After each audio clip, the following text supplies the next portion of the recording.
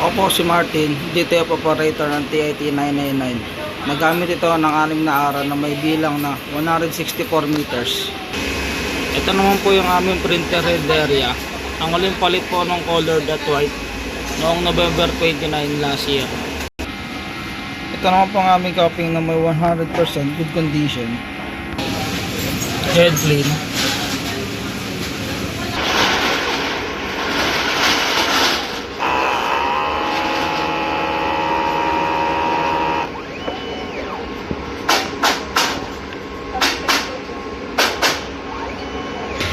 Punasan ng wiper after mag-head clean.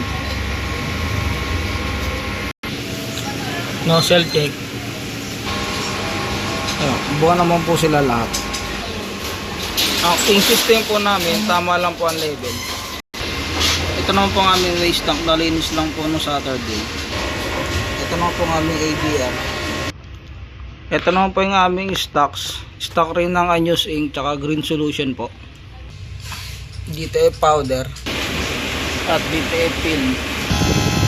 Ito naman po yung weekly physical inventory report, updated. Consumables withdrawal, updated din po.